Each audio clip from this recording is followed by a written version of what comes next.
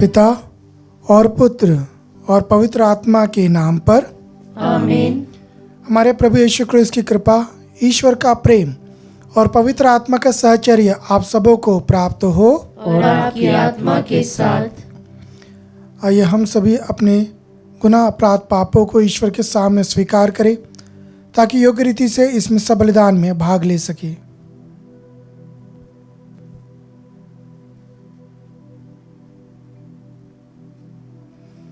हम सब मिलकर बोले, हे भाई और बहनों, मैं सर्वशक्तिमान ईश्वर और आप लोगों के सामने स्वीकार करता हूँ कि मैंने मन, वचन और कर्म से तथा अपना कर्तव्य पूरा न करने से, अपने कसूर से,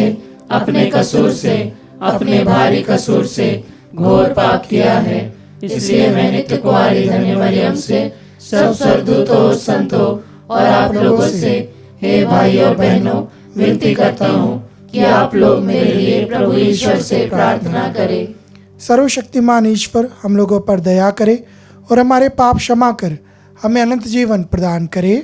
आमीन।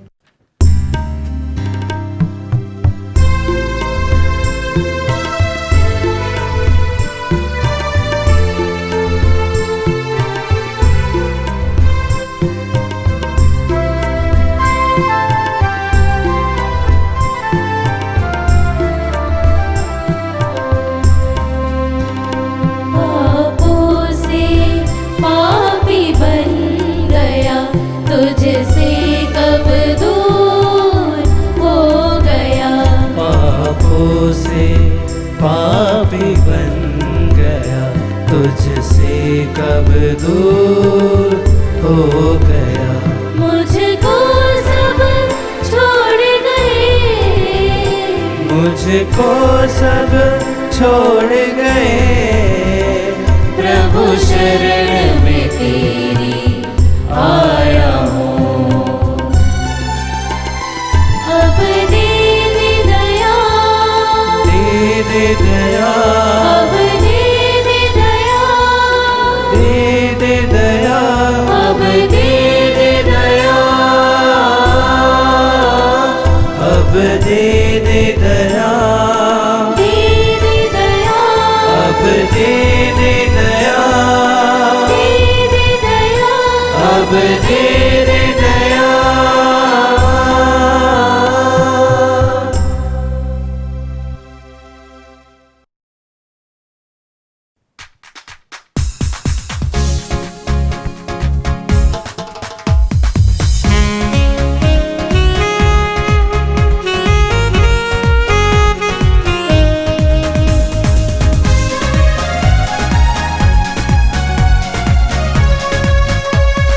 परमेश्वर की महिमा स्वर्ग में होवे, भू पर शांति सुजन पाए।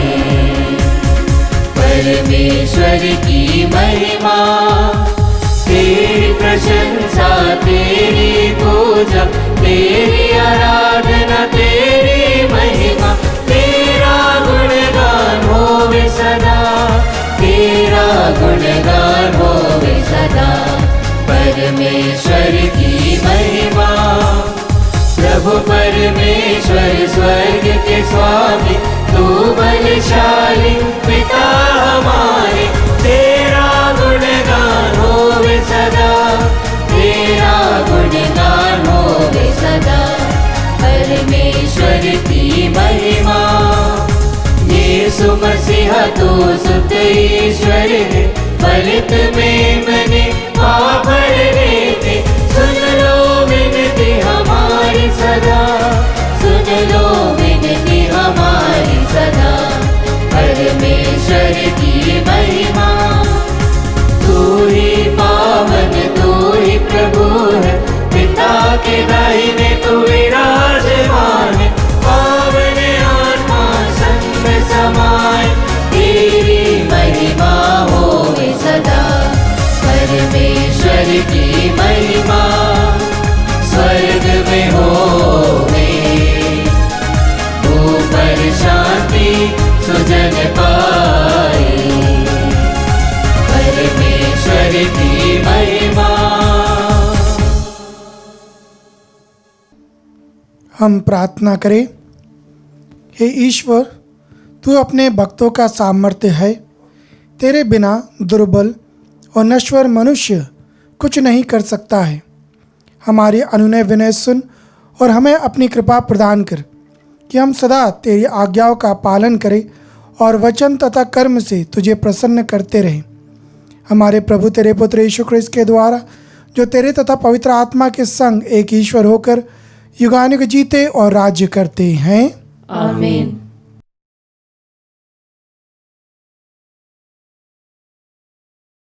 वर्ष का 11वां इतवार।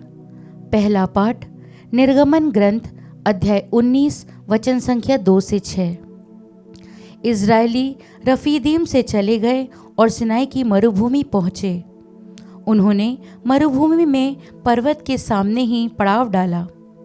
मूसा ईश्वर से मिलने के लिए पर्वत पर चढ़ा और ईश्वर ने वहाँ से कहा, तुम याकूब के घराने से यह कहोगे और इज़राइल के पुत्रों को यह बता दोगे, तुम लोगों ने स्वयं देखा है कि मैंने मिस्र के साथ क्या क्या किया और किस तरह मैं तुम लोगों को गरुड़ के पंख पर बैठाकर यहाँ अपने पास ले आया। यदि तुम मेरी बात मानोगे और मेरे विधान के अनुसार चलोगे तो तुम सब राष्ट्रों में से मेरी अपनी प्रजा बन जाओगे, क्योंकि समस्त पृथ्वी मेरी है। तुम मेरे लिए याजकों का राजवंश तथा पवित्र राष्ट्र बन जाओगे। प्रभु की वाणी। ईश्वर को धन्यवाद। भजन अनुवाक्य।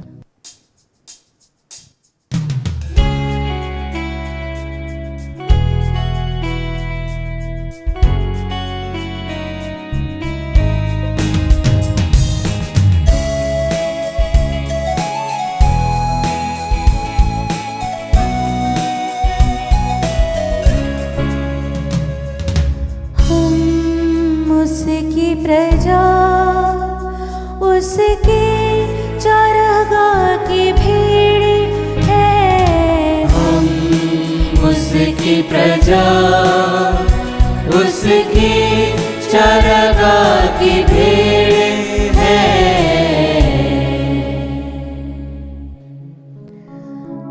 आनंद के साथ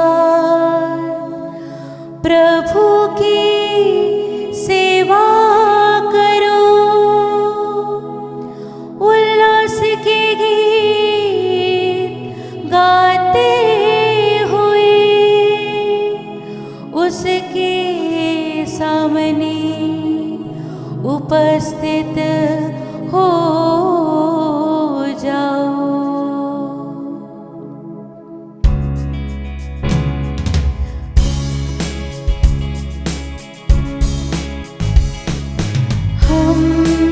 उसकी प्रजा, उसकी चारागाह की भीड़ है। हम उसकी प्रजा, उसकी चारागाह की भीड़ है। यह जान लो कि वह ईश्वर है, उसी ने हमको बनाया है।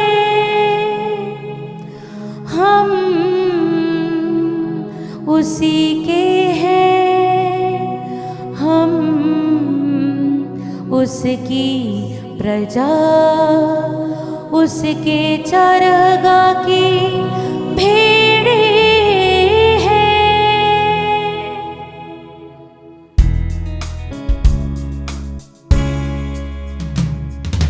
हम उसकी प्रजा, उसकी चारागाह की भीड़ है। हम उसकी प्रजा, उसकी चारागाह की भीड़ है। ओ ईश्वर कितना भला है, उसका चिरस्थायी है। उसकी सत्य प्रतिज्ञता युगानुयुग बनी रहती है।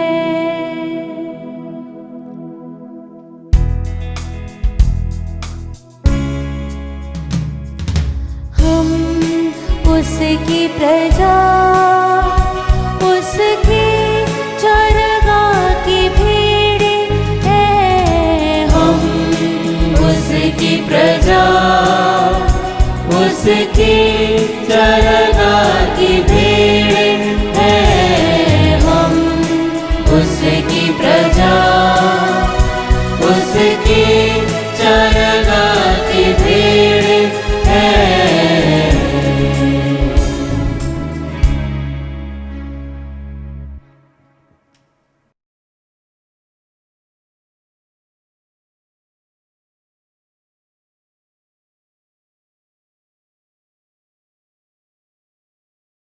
दूसरा पाठ रोमियो के नाम संत पौलुस का पत्र, अध्याय 5, वाक्य संख्या 6 से 11।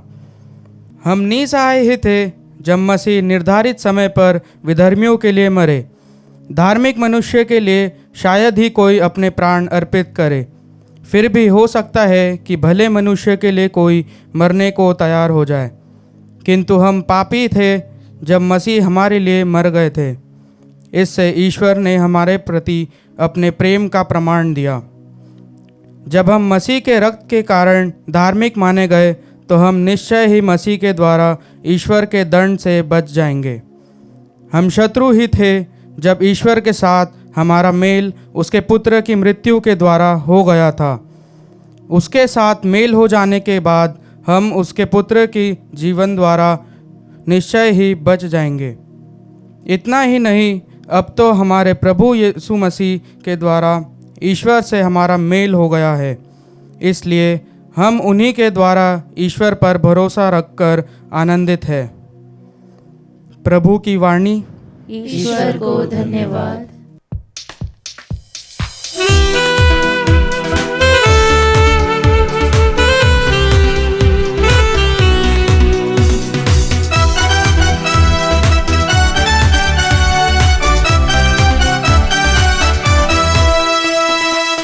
यीशु रहते दिल में हमारे, आओ कर ले उसको प्रणाम। वह हमारा है मुक्तिदाता, देंगे पाप को मौत सदा। Hallelujah hallelujah hallelujah hallelujah hallelujah hallelujah hallelujah.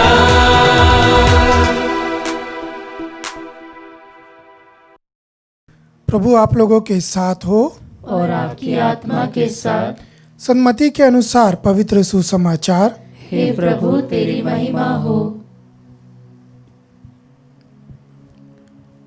लोगों को देखकर यीशु को उन पर तरस आया, क्योंकि वे बिना चरवाहे की भेड़ों की तरह थके मांदे पड़े हुए थे। उन्होंने अपने शिष्यों से कहा, फसल तो बहुत है परंतु मजदूर थोड़े हैं। इसलिए फसल के स्वामी से विनती करो कि वह अपनी फसल काटने के लिए मजदूरों को भेजे। यीशु ने अपने 12 शिष्यों को अपने पास बुलाकर उन्हें अशुद्ध आत्माओं पर अधिकार दिया और अशुद्ध आत्माओं को निकालने तथा हर प्रकार की बीमारी और दुर्बलता दूर करने की शक्ति प्रदान की। 12 प्रेरितों के नाम इस प्रकार हैं। पहला सिमोन, जो पैतरुस कहलाता है, और उसका भाई अंद्रेयस, ज़बेदी के पुत्र याकूब और उसका भाई योहन, फिलिप और बर्तलोमी, थॉमस और नाकेदार मत्ती, अल्फई का पुत्र याकूब और तदेयुस, सिमोन कनानी और यूदस इस्कारियोती, जिसने यीशु को पकड़वाया। यीशु ने इन 12 को ये अनुदेश देकर भेजा, अन्य जातियों के यहाँ न जाओ और समारियों के नगरों में प्रवेश मत करो, बल्कि इज़राइल के घराने की खोई हुई भेड़ों के यहाँ जाओ। राह चलते यह उपदेश दिया करो, स्वर्ग का राज्य निकट आ गया है। रोगियों को चंगा करो, मुर्दों को जिलाओ, कोढ़ियों को शुद्ध करो, नरकदूतों को निकालो। तुम्हें मुफ्त में मिला है, मुफ्त में दे दो।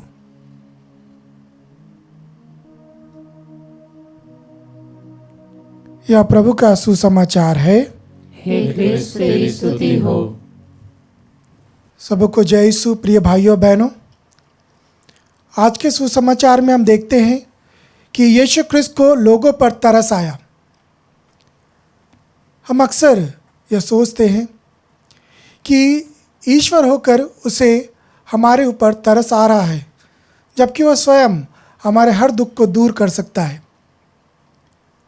लेकिन वचन में हम देखते हैं कि यीशु क्रिस्त लोगों को देखकर तरस आता है और उन्हें कहते हैं कि ये बिना चरवाहे की भेड़ों के समान है। न केवल इस अवसर पर बल्कि अनेक अवसर पर हम देखते हैं कि यीशु क्रिस्त को लोगों पर तरस आता है। और जब यीशु क्रिस्त को तरस आता है तो यीशु क्रिस्त केवल उनकी पीड़ा नहीं देखते, बल्कि उसके पीछे उस व्यक्ति की आत्मा, उस व्यक्ति के अंतरतम की गहराई को यीशु क्रिस्त झांक लेते हैं। हम देखते हैं मत्ती के सुसमाचार अध्याय 20 उसके वचन 29 से 34 में, यहाँ पर यरीको के रास्ते पर 2 अंधे बैठे हुए हैं। उन्हें जैसे ही पता चलता है कि यीशु क्रिस्त इस मार्ग से होकर जा रहे हैं, वे जोर से चिल्लाने लगते हैं, दाऊद के पुत्र मुझ पर दया कीजिए। लोग उन्हें चुप कराते हैं, लेकिन वो खड़े होकर भागने लगते हैं। और जब यीशु क्रिस्त को पता चलता है, यीशु क्रिस्त उन्हें चंगाई प्रदान करते हैं। यीशु क्रिस्त ने न केवल उनके अंधेपन को देखा, बल्कि यीशु क्रिस्त ने उनकी आत्मा की गहराई को देखा। उनकी आत्मा को यीशु क्रिस्त ने जांच लिया। हम खुद सोचे कि हम वहाँ अंधे बनकर बैठे हैं और हमें यीशु क्रिस्त से मिलना है। लोग चुप करा रहे हैं, लगभग 500-600 मीटर हमको अंधे होकर यीशु क्रिस्त के पीछे भागना है। न जाने हम कौन सी दिशा में निकल जाएंगे। लेकिन इन अंधों के अंदर वो लालसा थी कि मुझे यीशु क्रिस्त के पास जाना है।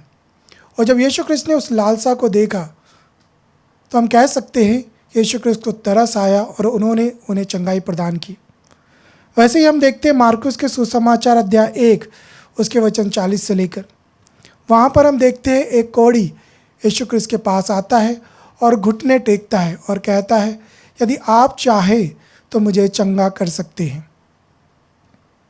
उसके शरीर में पूरा कोढ़ है और वो घुटने के बल यीशु क्रिस्त के पास है। उसके अंदर कहने में साहस नहीं है कि मैं चाहता हूँ कि ठीक हो जाए। वो समझ चुका है कि मेरे चाहने से कुछ नहीं होता जब तक ईश्वर नहीं चाहेगा। उसके अंदर की बेबसी को यीशु क्रिस्त ने जान लिया है और हम कह सकते हैं कि यीशु क्रिस्त को उस पर तरस आया और यीशु क्रिस्त ने उसे चंगाई प्रदान किया।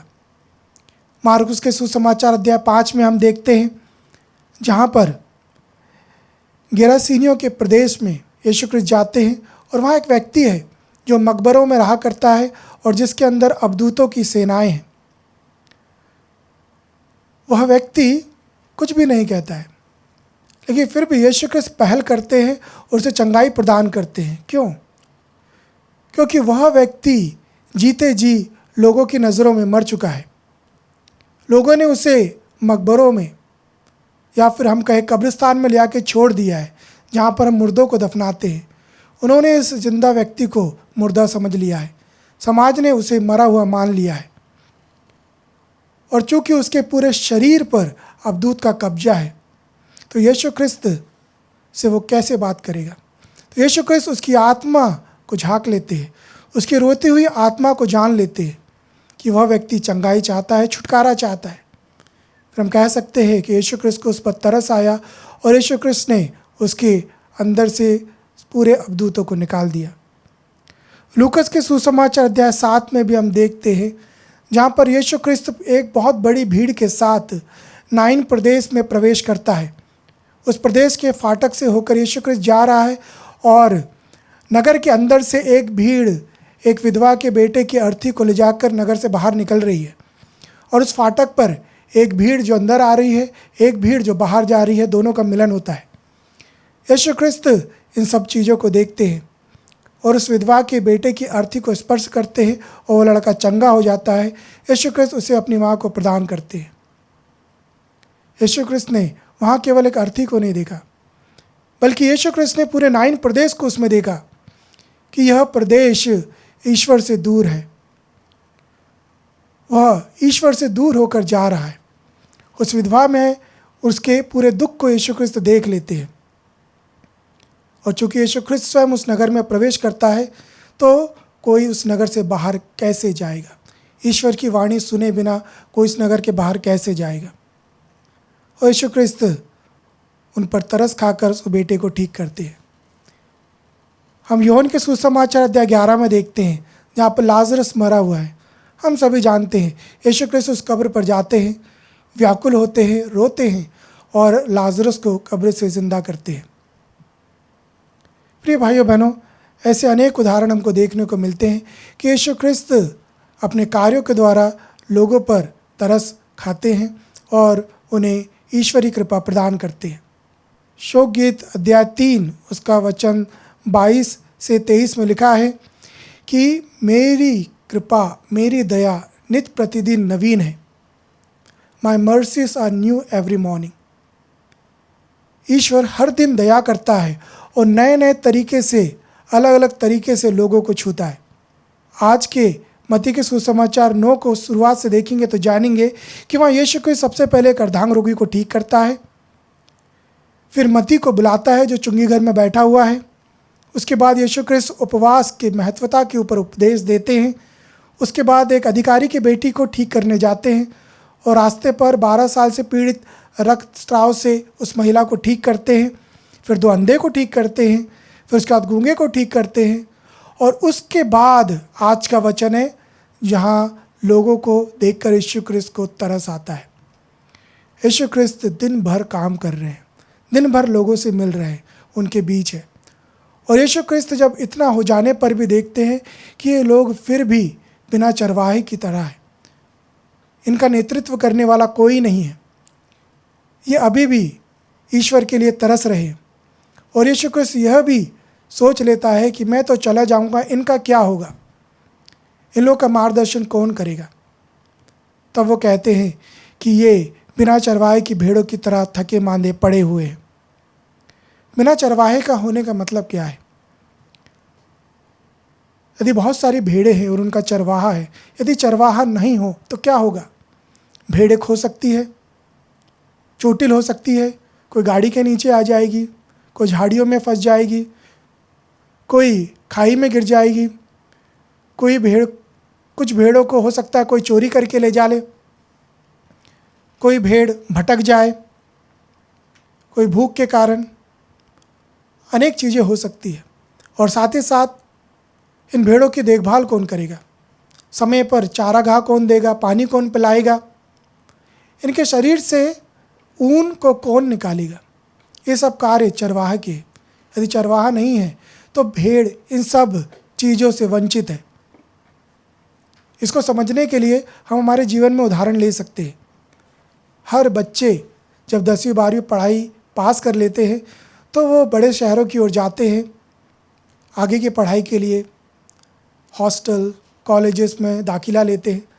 तो कई बार हमने देखा है माता पिता बहुत चिंतित होते हैं कि फादर हमारा बेटा हमारी बेटी वहाँ कैसे रहेंगे, उसे तो इन चीज़ों की आदत है और वहाँ उन्हें मिलेगी कि नहीं, उसे तो यह खाना पसंद है, वहाँ पर ये पसंदीदा खाना मिलेगा कि नहीं, वे तो ऐसे कपड़े पहनते हैं, ऐसे रहते हैं, वहाँ कैसे रह पाएंगे। ये सब चिंता उनको होती है।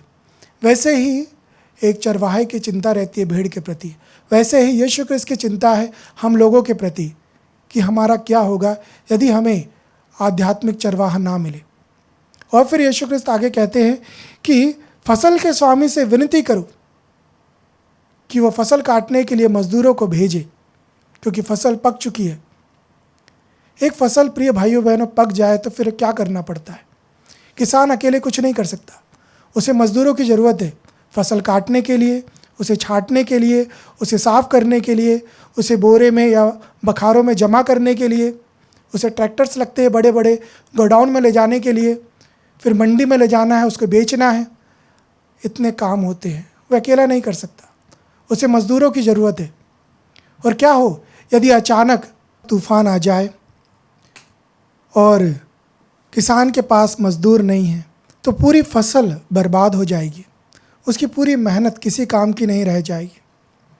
इसी संदर्भ में प्रभु कहते हैं कि यह धरती में मानव जाति मेरी फसल है, इसे संभालने के लिए मज़दूर चाहिए, ईमानदार मज़दूर जो इनकी देखभाल करे। हम यिर्मयाह के ग्रंथ अध्याय 3 उसके 15 में पढ़ते हैं, यहाँ पर ईश्वर कहता है, मैं तुम्हें अपने मन के अनुरूप चरवाहे प्रदान करूँगा जो विवेक और बुद्धिमानी से तुम्हें चराएंगे। प्रभु कहते हैं मेरे मन के अनुरूप चरवाहे तुम्हें प्रदान करूँगा। वो चाहे पुरोहित हो, चाहे धर्म बहने हो, चाहे चुने गए व्यक्ति हो जो कलीसिया का नेतृत्व करते हैं, विश्वासियों का नेतृत्व करते हैं। प्रभु ने उनके लिए कंडीशन रखी है कि वो प्रभु स्वयं ईश्वर के मन के अनुरूप होना चाहिए। ईश्वर जैसा चाहता है वैसा कार्य करने को उन्हें बनना चाहिए। और इसीलिए आज के वचन में हम देखते हैं सुसमाचार में आगे यीशु ख्रिस्त अपने चुने हुए 12 शिष्यों को नया नाम देते हैं, उन्हें नियुक्त करते हैं। वो इसी श्रृंखला में है कि तुम भी एक मज़दूर हो, तुम्हें भी मैंने चुना है, जाओ सेविकाई का कार्य करो।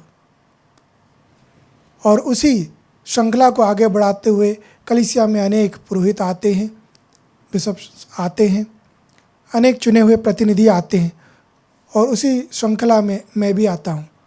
हमारे लिए प्रभु ने यह बात छोड़ी है कि हमको ईश्वर के मन के अनुरूप लोगों की सेवा करना है, उनके लिए कार्य करना है। प्रिय भाइयों बहनों, आज की कलीसिया में हम देखते हैं पुरोहितों की कमी है, बुलावटें कम होती जा रही हैं। बहुत से युवक युवतियाँ आजकल पुरोहित या फिर सिस्टर बनने से कतराते हैं, दूर होते जा रहे हैं। इसका कारण क्या हो सकता है? इसका कारण आज के सुसमाचार में ही है। प्रभु ने क्या कहा? फसल के स्वामी से विनती करो, प्रार्थना करो। हमारी प्रार्थना में कमी है, हमारी प्रार्थना में कमी है, इसलिए आजकल बुलावटें कम होती जा रही है। हम पढ़ते हैं निर्गमन ग्रंथ अध्याय 3 उसके वचन 7 में, जहाँ पर ईश्वर मूसा को कहता है कि मैंने अपनी प्रजा इज़राइल की दयनीय स्थिति देखकर तुम्हें बुलाया है। दूसरे शब्दों में कहूँ तो ईश्वर मूसा को कह रहा है कि मैंने अपनी प्रजा इज़राइल का रोना देखकर तुम्हें बुलाया है। इसलिए नहीं कि तुम्हें बहुत बड़ी विशेषताएं हैं, वो तो हकलाता था, बोल नहीं सकता था। ऐसे अनेक संत हैं, अनेक नबी हैं जो अपने आप में कमज़ोर है। ईश्वर ने उन्हें इसलिए नहीं बुलाया कि उनमें कोई खूबी है, बल्कि दूर कहीं लोग रो रहे हैं, विलाप कर रहे हैं, प्रार्थना कर रहे हैं। उनका रोना सुनकर, उनकी प्रार्थनाओं को सुनकर ईश्वर ने इन नबी को बुलाया है, इन संतों को बुलाया है। आज हमारी प्रार्थनाओं में प्रिय भाइयों बहनों कमी होती है, इसलिए बुलाहट में कमी है। हमें पुनः रोते हुए ईश्वर से प्रार्थना करना है कि उसके मन के अनुरूप हमें चरवाहे प्रदान करे। एक समय था जब अनेक पुरोहितगण, अनेक धर्म बहनें, अनेक चुने हुए, ईश्वर के चुने हुए लोग भारत देश आए, दुनिया के कोने कोने में जाकर प्रचार प्रसार किए, प्रभु की वाणी को फैलाए। आज हमारा काम है कि उसे आगे पहुंचाना है। वो कार्य हमारी पीढ़ी के साथ रुकना नहीं चाहिए, आगे बढ़ना चाहिए। साथ ही प्रभु ने अधिकार भी दिया अपने शिष्यों को कि तुम अबदूतों को निकालोगे, बीमारों को चंगा करोगे।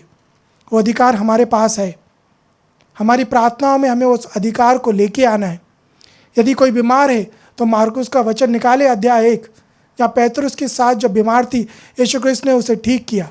उस वचन को लेकर हम बीमारों के लिए प्रार्थना करें। यदि किसी को अबदूत लगा है तो हम मार्कुस का सुसमाचार अध्याय 5 ले, जिसमें उस व्यक्ति के शरीर में अबदूतों की सेना थी, प्रभु ने उसे कैसे चंगा किया। उस वचन को लेके प्रार्थना करें। उस वचन में अधिकार है। यदि कोई परेशानी में है, संकट में है, स्तोत्र क्रमांक 86 ले, 38 ऐसे अनेक वचन हैं। वचनों को लेकर हम प्रार्थना करें। प्रभु का वचन कहता है, जब हम देखते हैं सतपति प्रभु के पास आता है और वो कहता है आप एक शब्द कह दीजिए और मेरा नौकर चंगा हो जाएगा।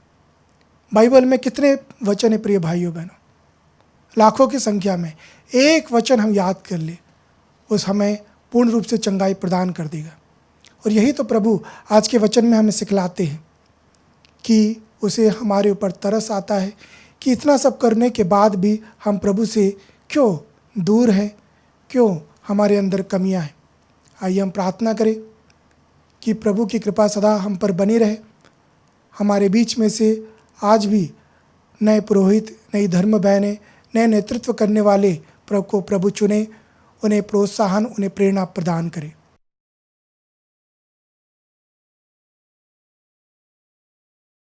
आइए प्रिय भाइयों बहनों, हम अपने विश्वास को एक साथ प्रकट करें और कहें, मैं सर्वशक्तिमान पिता, स्वर्ग और पृथ्वी, सब दृश्य और अदृश्य वस्तुओं के सृष्टिकर्ता एक ही ईश्वर में विश्वास करता हूँ।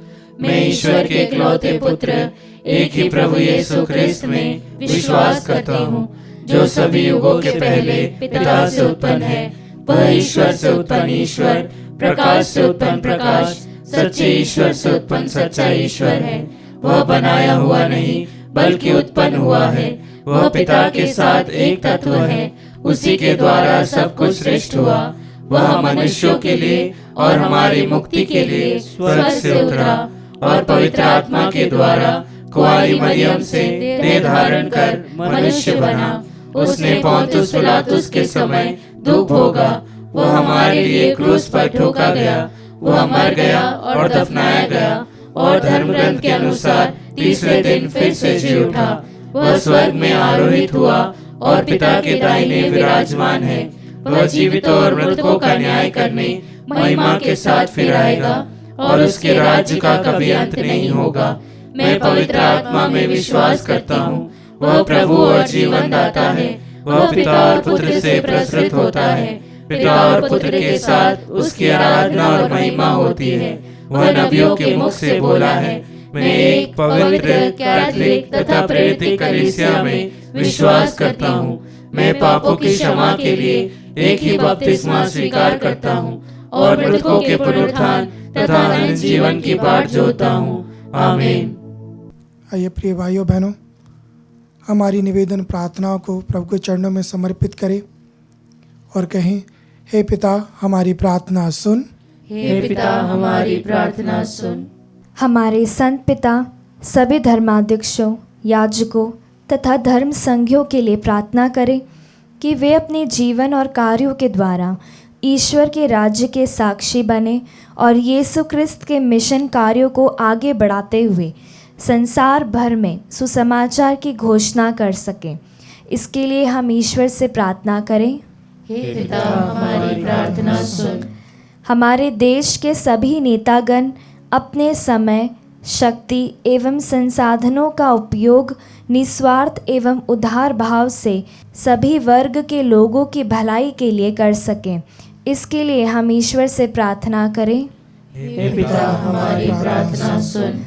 पवित्र आत्मा हमें अपने वरदानों से भर दे ताकि हम ज़रूरतमंदों को क्रिस्त के मुक्तिप्रद प्रेम और उनकी चंगाई का अनुभव लोगों को दिला सकें।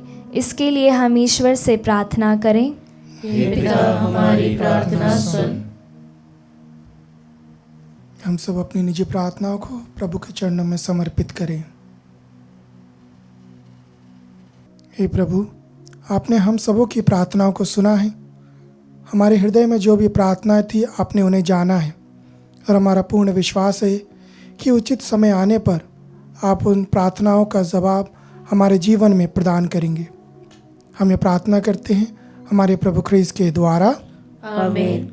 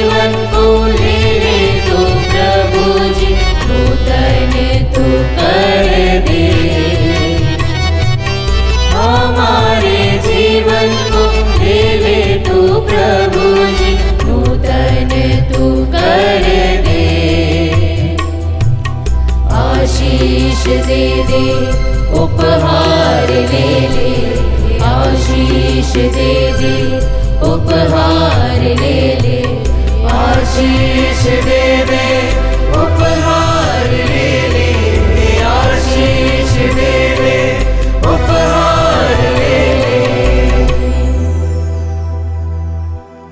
भाइयों बहनों, प्रार्थना कीजिए कि सर्वशक्तिमान पिता ईश्वर मेरा और आप लोगों का बलिदान स्वीकार करे। प्रभु अपने नाम की स्तुति तथा महिमा के लिए और हमारे तथा अपने समस्त पवित्र कलीसिया के लाभ के लिए आपके हाथों से बलिदान स्वीकार करें। हे ईश्वर, रोटी और दाखरस का यह उपहार भोजन के रूप में मनुष्य को बल देता और संस्कार के रूप में उनका नवनिर्माण करता है। हमारे शरीर और आत्मा पर इसका प्रभाव कभी विफल ना हो, यह प्रार्थना स्वीकार कर हमारे प्रभु क्रिस्त के द्वारा। आमीन। प्रभु आप लोगों के साथ हो और आपकी आत्मा के साथ। प्रभु में मन लगाइए। हम प्रभु में मन लगाए हुए हैं। हम अपने प्रभु ईश्वर को धन्यवाद दें। यह उचित और न्याय संगत है। हे प्रभु पवित्र पिता सर्वशक्तिमान और शाश्वत ईश्वर, यह वास्तव में उचित और न्याय संगत है, हमारा कर्तव्य तथा कल्याण है कि हम सदा और सर्वत्र तुझे धन्यवाद दें। तूने प्रेम से प्रेरित होकर मनुष्य की सृष्टि की और न्याय के अनुसार जब वह अपराधी ठहराया गया तब तूने दया करके हमारे प्रभु क्रिस्त के द्वारा उसका उद्धार किया। इन्हीं के द्वारा स्वर्गदूत तेरे प्रताप की प्रशंसा करते, प्रभुत्व तेरी आराधना करते और शक्तियाँ तेरे सम्मुख काँप उठती है। स्वर्ग और उसका सामर्थ्य तथा धन्य सेराफिम एक साथ तेरी अर्चना करते। उन्हीं के स्वर में स्वर मिलाकर हम भी विनम्र भाव से तेरा स्तुतिगान एक स्वर से गाते हैं।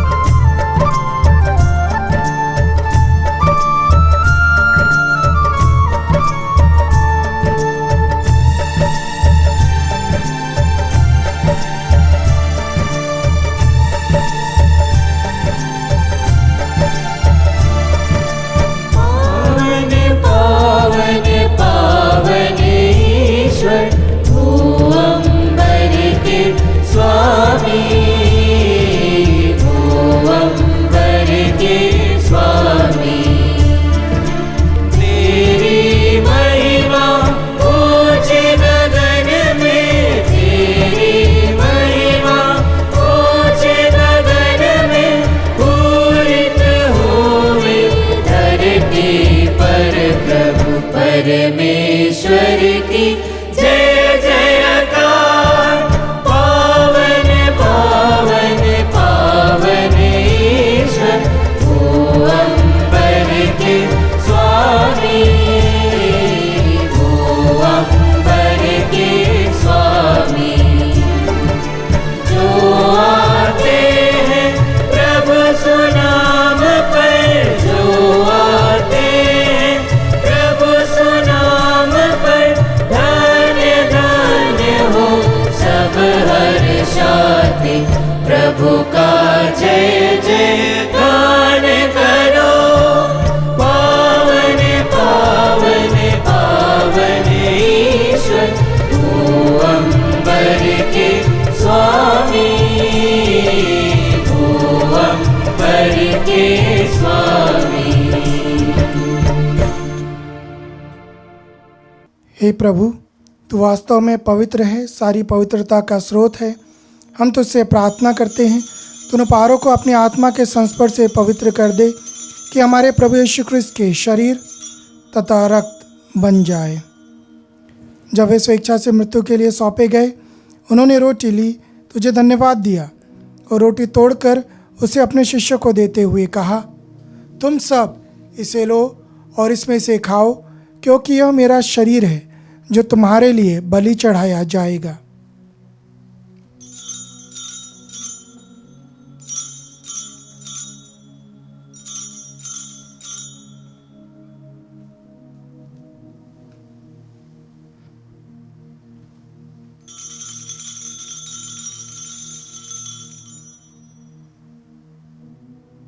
इसी भांति भोजन के बाद उन्होंने कटोरा लिया, तुझे धन्यवाद दिया और उसे अपने शिष्यों को देते हुए कहा, तुम सब इसे लो और इसमें से पियो, क्योंकि यह मेरे रक्त का कटोरा है, नवीन और अनंत व्यवस्थान का रक्त, जो तुम्हारे और बहुतों के पापों की क्षमा के लिए बहाया जाएगा।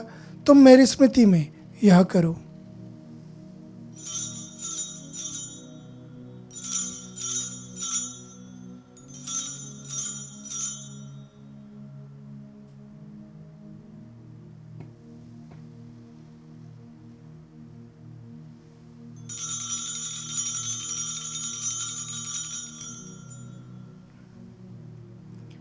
विश्वास का रहस्य। हे प्रभु, जब हम यह रोटी खाते और यह कटोरा पीते हैं, तेरे पुनरागमन तक तेरी मृत्यु की घोषणा करते हैं। इसलिए हे प्रभु, हम ख्रिस्त की मृत्यु और पुनरुत्थान की स्मृति में तुझे जीवन की रोटी और मुक्ति का कटोरा चढ़ाते हैं।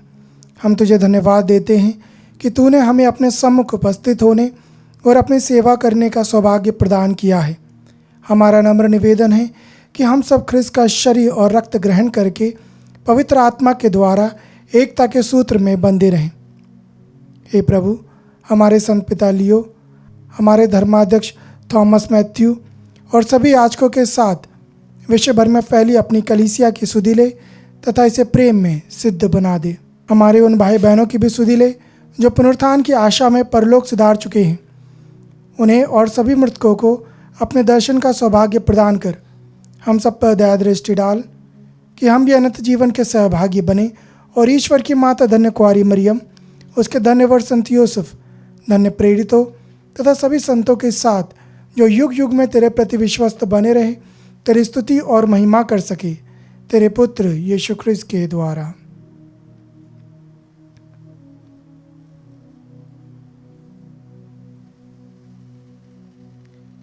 इन्हीं प्रभु ख्रिस्त के द्वारा, इन्हीं के साथ और इन्हीं में, हे सर्वशक्तिमान पिता ईश्वर, पवित्र आत्मा के साथ सारा गौरव तथा सम्मान युगान युग तेरा ही है। आमीन।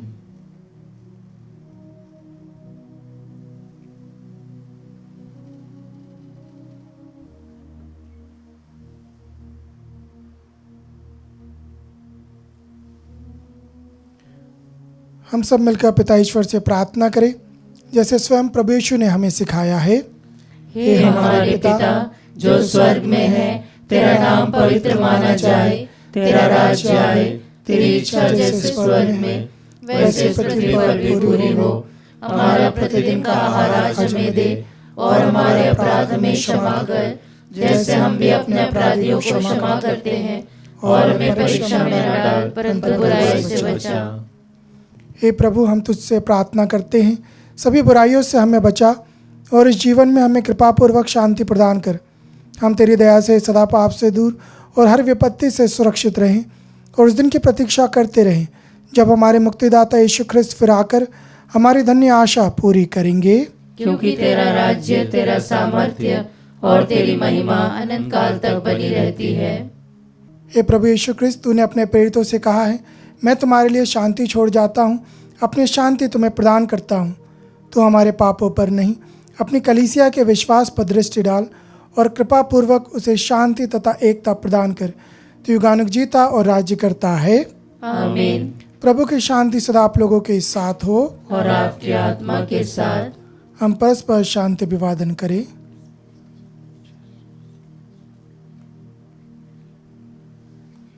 हे ईश्वर के मेमने, तू संसार के पाप हर लेता है, हम पर दया कर। हे ईश्वर के मेमने, तू संसार के पाप हर लेता है, हम पर दया कर। हे ईश्वर के मेमने, तू संसार के पाप हर लेता है, हमें शांति प्रदान कर।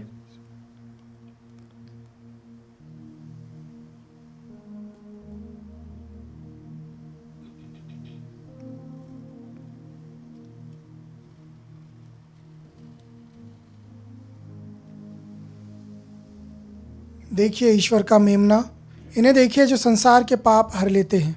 धन्य है वे जो मेमने के भोज में बुलाए गए हैं। हे प्रभु, मैं इस योग्य नहीं हूँ कि तू मेरे यहाँ आए, किंतु एक ही शब्द कह दे और मेरी आत्मा चंगी हो जाएगी।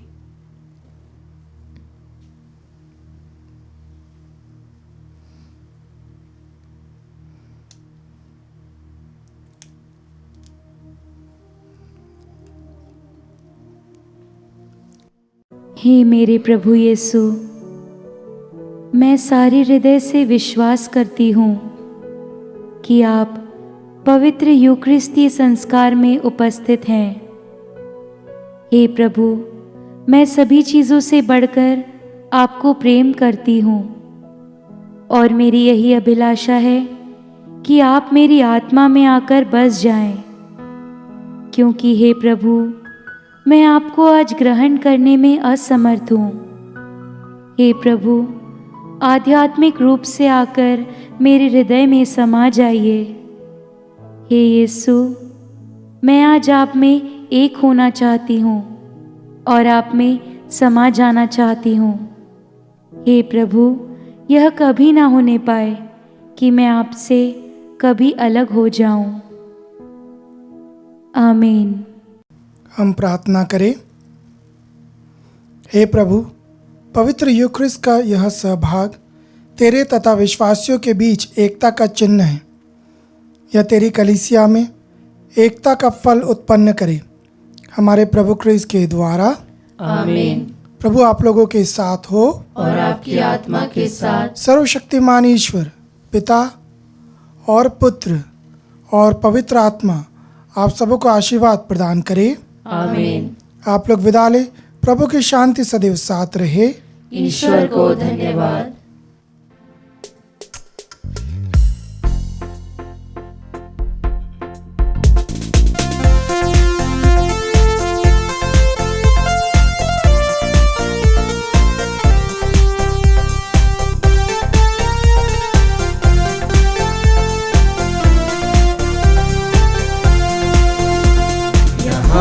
कि जो पाया प्रभु वो सुख आनंद अमय, लिए दिल में खुशी तेरे प्यार की, हम अब जाते हैं अपने घर। चले घर से जो लोग दुखी हुए आकर यहाँ पर सुखी, चले घर से जो लोग दुखी हुए आकर यहाँ पर सुखी, अकेले थकी जिंदगी को मिली तेरे प्यार की एक लहर। यहाँ की जो पाया प्रभु वो सुख आनंद अमय, लिए